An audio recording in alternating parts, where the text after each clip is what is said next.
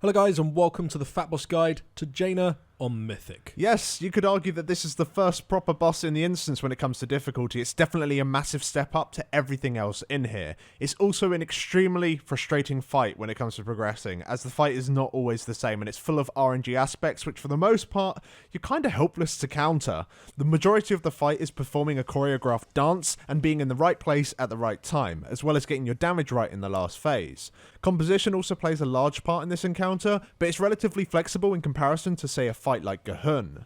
So before we go into the fight and break down phase by phase, let's discuss that first. So Jaina's ice shards hit really damn hard. All tanks can deal with it, but some do far better jobs than others. Monks and warriors are probably the best, paladins and druids are not too far behind, and as for demon hunters and death knights, they're not that great for it. However, you can definitely do the fight with them. It's just going to be that little bit more stressful. As for healers, it's actually pretty flexible. Most guilds opt to use 2 resto shamans and then a mixture of other healers, most commonly 2 disc priests. The fight healing wise is pretty much all cooldown based. You want to use the bare minimum in phase 2 and just have everything ready for the last. The 2 shamans are mainly used for the Ankh totems, which can be done instead by battle reses, and speed totems, which can be done by non-healer shamans or a druid tank.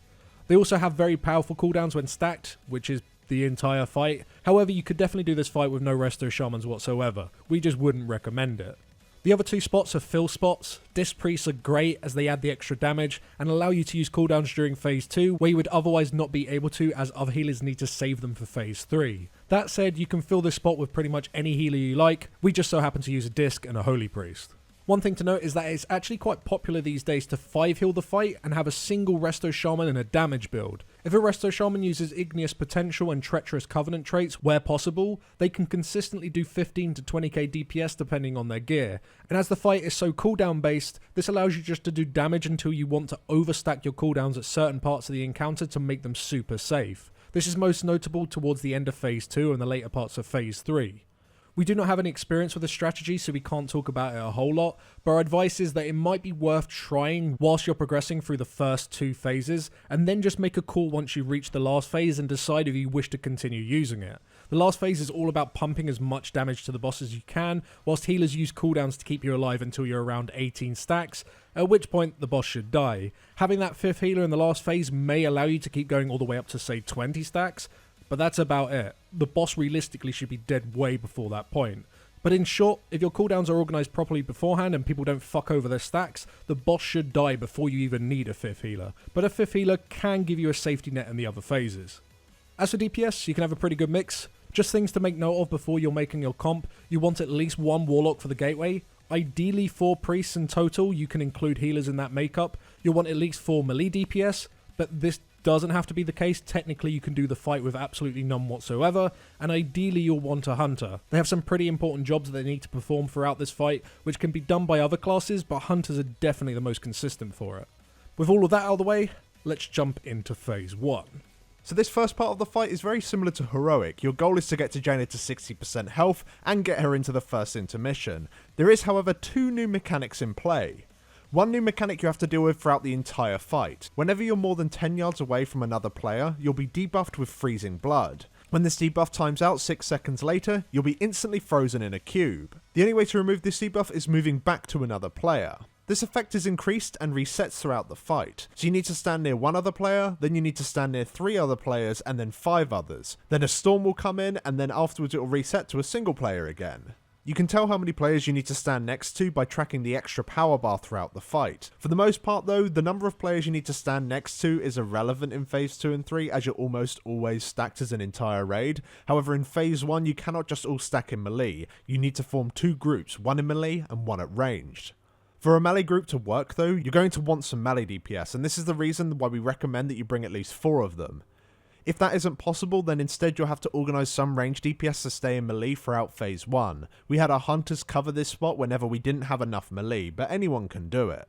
So let's cover where this freezing blood debuff can be a problem. The most notable one is Avalanche. This still targets the current tank and 2 other random players. We assign a side of the ship close to melee for the tanks to kite in. Melee use the opposite side and sometimes move along the side of the ship towards the range camp. Ranged players typically kite behind the group. Whilst kiting the Avalanche away from the raid, you're not in most cases going to be stood with another player, and it's not really feasible to have 4 other players run with them to make it so that they're never frozen, as this phase is going to go on for way too long. To add, whilst players are running with the Avalanche away from melee, the group size could potentially be too small for them to have the numbers to stop themselves from also getting the freezing blood and becoming frozen, so there are 3 different ways of dealing with it. The first way is to use fire. As you're kiting the Avalanche, if you plan your movements so your freezing blood debuff times out as you've just entered a fire patch from the attacking ships, then your cube will be instantly removed and a fresh freezing blood debuff will be applied to you, allowing you 6 seconds to get back to your group with Avalanche no longer being channeled. This is easier for range to do than melee, as Avalanche has a pretty large travel time when you're so far away from Jaina, giving you more time to stutter step and slow down before deciding to use the fire. You just got to time it so that you're not stood in the fire for prolonged periods of time, as the fire deals pretty mental ticking damage after a couple seconds and can easily kill you. If the majority of the melee group is targeted by the Avalanche, then the remaining players left behind can also use a patch of fire to prevent them from being frozen before the Avalanche players are back. The boss should be tanked near a patch of fire anyway, like most of you were doing on Heroic, so that the tanks can reset the Chilling Touch stacks whenever they want. The second way of dealing with it is timing. When you're targeted by an Avalanche, the boss doesn't send them out immediately. Range players can stand within 10 yards of the stacked camp, and then only move as the first circles begin to appear. As the Avalanche is only sent towards you for 5 seconds and the freezing blood is 6 seconds, it's possible to move in such a way that allows you to move all circles away from the ranged camp and get back without having to use fire. Gateway and mobility spells can help a lot with this, but with decent pre-planning, it's not even needed. This is far more difficult for melee to pull off as the Avalanche circles land on them far quicker as they're right next to the boss, but it is still possible to execute with a bit of practice. The third way is just to get blocked. If you fuck up or it's simply not possible for you to kite without getting into a fire or back to the raid in time because you've planned for it poorly, it's far better to get blocked than to die to standing in a fire for too long or getting hit by your own Avalanche circles. The blocks don't have much more than 1,000,000 health, and whilst inside you cannot be affected by the freezing blood, so it's not the worst thing in the world if you're frozen and DPS need to free you. The other time where freezing blood is a problem is while shooting the ships. We have a weak aura that we use to work out what side of the ships are initially attacking from, and from there they alternate just like Heroic. We position the raid so they're always on the opposite side from where the ship is. The reason behind this is the bombard. Whilst it doesn't exclusively target players, more often than not it does. By standing away from the ballistas, it's more likely that they won't be set on fire. However, being stood away from them does mean the players assigned to shoot them won't be near the raid and will have to run back after firing them. This isn't a massive problem, it just means they'll take longer to reload. After shooting a ballista, the NPC that spawns to reload them spawns near the player that shot them. By moving back to the raid, you create a large amount of distance for that NPC to travel before they can begin to reload it. If none of the ballistas are on fire, then it's not a problem. However, if some of them are, then you're potentially going to be too slow and get another round of bombards, which isn't ideal.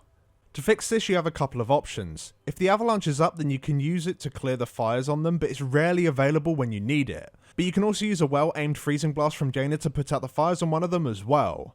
Ultimately, you'll instead want to do a quick reload by standing as near to the ballista as possible after you've shot it and then wait for the NPC to spawn, and if you need to, you can use a nearby fire to remove your ice block from the freezing blood debuff. Having the raid move to the opposite side of the ship when the attacking ship comes in is also important for when Jaina casts her other new spell in this phase, which is Frozen Siege.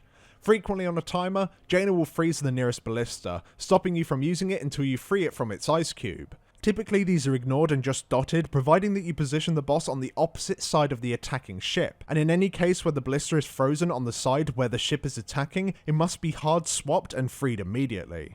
As for the adds from the incoming ship, they're stunned immediately as they land by the Shadow Priests. The first thing they cast is the barrel, and dealing with that with the freezing blood debuff typically requires an escort.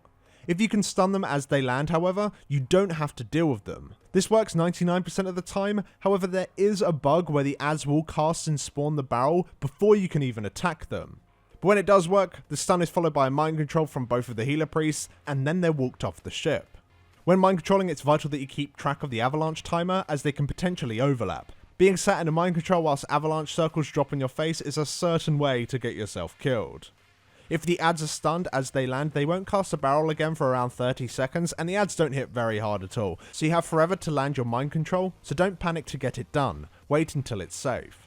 But aside from that, the phase is mechanically the same as Heroic. She still has Grasp of Frost, which will root 2 players. Healers, you can see which players are targeted for this beforehand, as they'll gain a stack of Chilled Touch before it's applied to them. It's important that you keep an eye on it, as you want to dispel them instantly, as Grasp can be applied to people as the ship is bombarded, and you do not want people to be rooted in a circle. She'll still do Time Warp at 80% health, and she'll still cast Ring of Ice at 100% mana. Instead of using the fires like you would do on Heroic, we instead use 4 Master Spells. Whilst this isn't needed by any means, it just makes it far safer, as the fires do begin to tick extremely hard if you're stood in them a little longer than a tick or two, and it just means that you do not need to time your movement into the fire perfectly and can instead stand still. The only real difference in this phase and what makes it so annoying is timers. So without going on an epic rant about it, the spell and boat timers on each pull are different every single time. So much so, Phase 1 has about 10 different versions, some of them super easy, some of them absolutely horrible, and there doesn't seem to be any clear reason as to why that is, aside from the devs being lazy and designing this phase poorly, or maybe they just want you to suffer and progress the same phase 100 different ways, even when you're mid-phase 2 or 3 progression. Typically, the first boat in this phase will be ready to be shot at by the ballistas roughly 20 seconds into the fight. However, in some circumstances, for no obvious reason, this can be as late as 45 seconds or more, and when it's delayed by that much, and you add a bit of bad RNG with ballistas being on fire forcing you to deal with a second bombard, you can get situations where on the first Ring of Ice, you still have ships up, you have the storm coming in, which limits your vision, which is then followed up by an avalanche and bombard circles all at the same time. You just have too many things to deal with at once, and it's so easy for someone to die. Whilst it's possible to deal with it, it's just horrible, and that pull comes in too inconsistently for you to actually get consistent at dealing with it. This is also the case with boss spell timers. Sometimes she'll avalanche before the first Ring of Ice, sometimes she'll do it immediately afterwards during the storm, sometimes she'll have 100% mana and you think she's about to cast Ring of Ice and instead she'll cast a load of Ice Shards, a Grasp and then a Freezing Blast, then finished off with a Ring of Ice, and on another pull she'll reach 100% mana and cast Ring immediately. Now, we're not going to go through every version of Phase 1, as otherwise this video will be 6 hours longer than it needs to be, so instead we're just going to say Phase 1 is something that you'll eventually learn to deal with after a couple of hundred pulls, and have seen most versions of it. To this day, unbelievably, we're still learning new Phase 1s ourselves. We will, however, show you what a typical Phase 1 looks like from the start to the finish, and highlight the most important parts. So the first boat will come around 20 seconds into the fight, and it's quite important that you get this boat done before the first ring comes in. Now, coming up to the first ring, the boss might do an avalanche. If not, she'll do it immediately afterwards as the storm comes in. Everyone will want to run into melee at this point so they can continue to damage the boss, whilst the avalanche players run out. Shortly afterwards, you'll get your next ship, and again, you'll want to do this before the next ring comes in, and then again, you'll get the same situation. Perhaps avalanches will come in before. If not, it'll be afterwards. If the avalanche happened before the ring, the boss should be dragged towards the raid afterwards, ready for the next incoming storm. If the avalanche happens afterwards, then the raid runs to the boss just like they did on the first one. During this storm, you'll have the third ship come in, and an avalanche either during it or after it. We completely ignore the ships and just push the boss some point before her third Ring of Ice is cast, which again is totally random depending on how much she has decided to queue spells up until this point in the fight. What is consistent though is that we always push the boss before the third Ring of Ice cast is actually finished, providing no one died during the pull. Before pushing her into the next phase, it's important that you quickly reset your Chilled Touch stacks by moving into a fire and moving out of melee range of the boss, as she'll instantly apply one stack to nearby players as she transitions, and you don't want any going into the first intermission. So this part of the fight is quite difficult. On Mythic, instead of just being able to run to Jaina and interrupt her, you instead need to find her 5 images and kill them first. The images themselves do not do anything aside from spawn additional shards, however you can interrupt them to stop them from doing so. We have set interrupts for each ad. Now, Jaina always teleports to a set location within the room. 3 ads will spawn on the left side of the room and 2 on the right. We make 2 groups to deal with these ads. One group has 11 players and one group has 9. Each group consists of 1 tank, 2 healers, and the larger group has slightly more melee than the other. As the intermission starts, we use a shaman speed totem on the boat and run down the left hand wall and use another totem just before we enter the main room. Both sides for the first 2 ads, you'll want to run close parallel to the wall. After this point, the right side tank needs to taunt Jaina and then move back and stand still with the rest of the group, and wait for the left hand side to finish. You have a pretty tight window to get Jaina onto the nearest barrel before she begins to stand still and chain cast spells, so it's vital that this side taunts as the nearest barrel is on this side of the room. As for the left hand side, after the first 2 ads you'll then need to cut across the room slightly away from the wall to finish off the third ad. The most important part of this intermission is to do it fast, as healers can't heal all too well when you're moving, and the chilling touch stacks begin to hurt around the 8 to 10 stack mark. If you exit the phase with much higher stacks than that, then you're really going to struggle. Once all adds are dead, you want your hunter or rogues to run in with immunities and interrupt Jaina, and immediately you want to bring Jaina to the nearest barrel on the right hand side of the room. The moment the intermission is over, a few things will happen in quick succession. You'll need to move Jaina to a barrel and then broadsides will come out. These hurt like hell as the players have high stacks of chilling touch. We stack healing cooldowns here to compensate. The broadsides go to the nearest barrel. However, if a single person can also hit the barrel near the entrance, then they do so. However, they do need to be gripped back by a priest to ensure that they're not frozen by the frozen blood. Immediately after the broadsides go out, Jaina will then cast Glacial Ray. Ideally, you want to bait this into the nearest wall. However, it's not always possible, and sometimes it'll just flat out target the broadside players. The broadside circles, however, are big enough for you to avoid the ray and still hit the barrel. Whilst the ray is being cast, both tanks run far from the ray together towards the entrance of the room. The moment the ray is finished, the boss will cast Avalanche. This works the same as Heroic, you just gotta create plenty of distance between the circles and the raid to give time for people to move from the ice lines that are sent towards them. Whilst tanks are out, all DPS need to swap to the barrel and kill it off. It's at this point healers can relax as everyone resets. The barrels on Mythic explode a lot quicker than they do on Heroic, so you've got to keep an eye on them and make sure you move out before they explode, because without a personal, they'll one-shot you. The tanks need to get back before the barrel circle times out, at which point the bosses move to the other side of the room to the next barrel. As you're moving, you'll get your first icefall. You just got to keep a close eye on it and make sure that it's not going to land directly on top of the next barrel. If it is, then you just have to position as close to the barrel as you can without getting hit. At the same time, you'll get your second broadside. You've got time to place them on the barrel and move quickly before the icefall lands. And if you are unable to get them on the barrel near the entrance on the first set, then you should try here again if possible. Once the icefall has landed, you'll get your first Siegebreaker blast. Because of the freezing blood, you cannot go very far with this, and instead you've got to stand in the raid with the debuff and move out with it late and be gripped back in. The stacks on the raid at this point aren't very high, so it's not too dangerous to stand close. As the Siegebreaker lands, you'll get the second ray at the same time. You want to bait this into the wall, and you want to make sure that you avoid getting knocked into it as the Siegebreaker lands. This ray can also target the Siegebreaker player, which isn't ideal, but once again it is still possible to dodge. After this, you have quite a long time to relax and pump damage into the boss. However, you are going to be using the barrel soon, so you want to make sure that you're in range of it immediately when you break it. Ideally, the next barrel is broke as late as possible without it being too dangerous. However, by delaying it, you're giving the tanks more and more stacks, to the point where one of them is very likely to be frozen. However, the barrel, when broken, will instantly remove any nearby ice blocks. You'll then have the storm come in with the broadsides. These broadsides shouldn't really be used to break the last barrel if you haven't broken it yet, because it's during the storm and it's super risky to do so. These should just be placed at the side whilst the healers spam heal them. Generally, healers can ignore the raid at this point, as you're just about to break the barrel.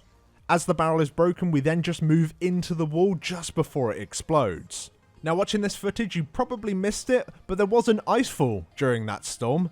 This icefall is horrible. Sometimes you'll be able to see it just before the storm comes in and you'll be able to decide quickly if you need to move or not. However, with this fight just being, Jaina on Mythic and her not being able to decide what spells she wants to use and when, it can sometimes spawn mid-storm and you won't have a clue where it is, which if you're unlucky, ends up with the entire raid being ice cubed. The only theoretical way around this is by having hunters using Eagle Eye or shamans using Farsight on like the 3 locations on the other side of the room where the icefall might spawn from. This is super inconsistent as the storm effect is also applied to the Eagle Eye or Farsight, so unless you got 3 robots in your raid and can cast the spell on the exact spawn locations perfectly every time, you'll be lucky to pull it off. We just accepted that it happened, and of course wiped whenever it did, which to be fair is pretty rare. Immediately coming out of the storm, you'll have another ray which you want to bait into the wall, and it's at this point you'll get ready for the last avalanche. So this is the most difficult part of the phase. You want to bait the avalanche away from the raid and be far from the last barrel, which can be difficult because of the last icefall. If you're forced to go across the icefall, then instead of both tanks going out, it's the most mobile tank and a mage instead, as they can cross the icefall without gaining the chilled stacks. When the avalanche is finished, they then run to the next barrel and join the raid. Whilst they're out dealing with the avalanche, the raid needs to stay stacked to bait most of the avalanche lines towards one location. Just before the lines reach the raid, you need to take a gateway to the next barrel. Whilst doing so, the boss will debuff someone with the last Siege Breaker and broadsides at the same time, as well as the last Icefall, and of course the order of these is different every pull.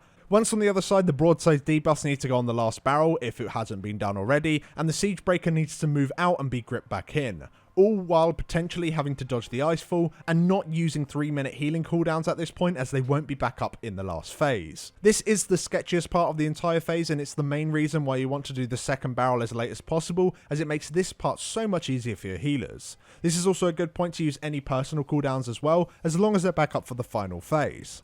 If the Icefall here covers the entire wall and barrel, you want to make sure that you decide on what side to stand on. Ideally, you want to keep on the right hand side looking directly at the wall, but it's not always possible. Once all of that is done, you'll then want to stand within barrel range and bait the next ray. Note it's easy for your tanks to be blocked at this point, depending on what the boss has decided to cast, so be ready to bait the ray in a different direction if the tank does become blocked. The moment the ray starts, everyone should swap to the barrel to finish it off so that everyone can reset their stacks. After this point, you'll have another set of broadsides that can be placed anywhere, followed by a storm. At this point, you'll be close to pushing Jaina. You can choose to push her at any point that you wish, you just got to make sure that your DPS cooldowns are back for the final phase, which if you're using them immediately out of the first intermission, should allow you to push at any point here, and the moment that you do, you'll want to Bloodlust. Now whilst Jaina is casting Flash Freeze, she isn't actually immune to damage, and you do not need your entire raid on the wall to kill it in time. We organise 7 DPS to continue damaging Jaina to around 28% health before they switch back to help with the wall. This is something you'll have to find a balance for yourself. Your damage could be lower or higher than our raid, and as a result you may have to change the amount of people attacking Jaina and instead put them on the wall. When attacking the wall, you'll want to stand on the right hand side of it, as you'll have slightly more time before the Flash Freeze reaches you. The moment the wall is destroyed, we speed totem and have a tank go and pick up the Frost Elemental, whilst everyone nukes the living shit out of Thanos. The plan here is to kill him quick enough so you can reset your chilling touch stacks before you enter the last phase. Whilst fighting in this small space, any players that are targeted by Heart of Frost move to the left hand side, whilst the raid stays on the right.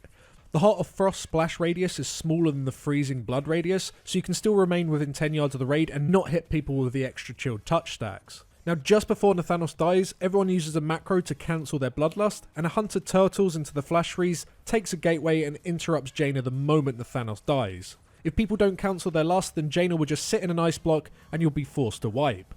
The hunter is then gripped back towards the raid to stop him from becoming a cube from the freezing blood.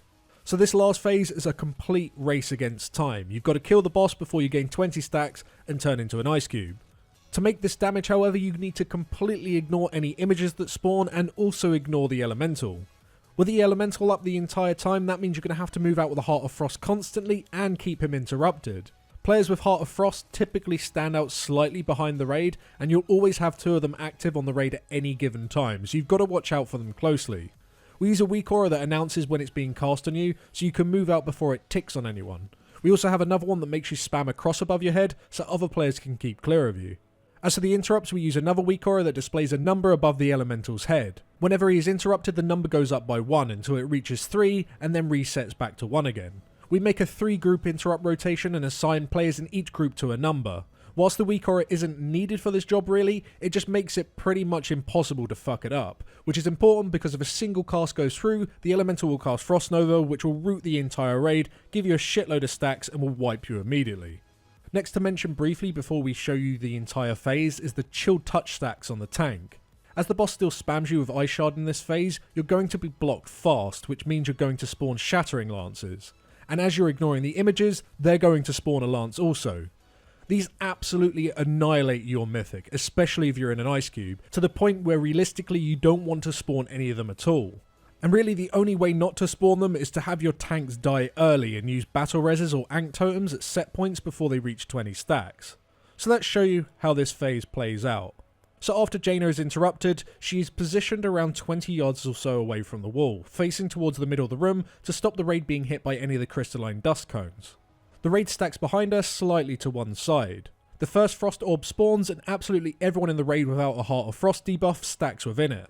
After it explodes, the raid returns back to the stack point and the 3 players with the broadsides move to the right hand side of the boss. Note here, if you're unlucky, players with a Heart of Frost can also get the broadside.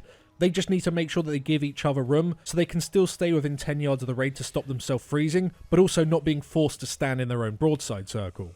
As the first storm comes in, the tank should die and be battle rezzed immediately afterwards. And as the storm ends, you'll want the second tank to die. Seconds later, the Glacial Ray will come in from the boss and any of her images. Heart of Frost players at this point need to try and position themselves so they line up with the raid as much as they can without cleaving on each other and be ready to move fast. We put down a speed totem and all move to the opposite side of the boss. After the raid is over, tanks must be extremely careful with their positioning as the boss can do a dust immediately out of it. Shortly after this point, you'll have a Siege Breaker, an Icefall, and an Orb of Frost. The Siege Breaker at this point just needs to get the hell away from the raid. Without 5 healers, you can't really afford to let this explode near the raid, so instead you need to just get as much distance from the raid as possible. This does mean that you're going to be ice cubed, but it's better than killing the raid. As for the Icefall at this point, you've just got to kind of hope that you're lucky and don't have to move. But there is 2 of them because the image also casts it, so there's a high chance that you might have to. As for the Orb of Frost, you completely ignore this. The boss will be dead well before it explodes. Shortly after this point, you'll have broadsides and then the final Glacial Ray. And this Glacial Ray is pretty much impossible to avoid as you'll have very little space from the 2 Icefalls, and you'll also have 3 images casting it, so the boss must die before this point. And aside from all that, it's just about healing and when to use personal cooldowns. Instead of going in depth with that here, in a video that's already probably way too long, we do have a Google spreadsheet in the description of this video with a template that you can use to organise cooldowns in your own raid. And we also have a link to a general spreadsheet that has information with links to things like weak auras as well as general assignments that you're going to need to make. You can also find a link to our written guide over on Wowhead that has more in-depth explanations of the mechanics, which for you guys that have already forgot everything from Phase 1 can go and check out before your next raid. But thanks for watching, guys, and we'll see you very soon with the Crucible guides. Thanks for watching. Take care.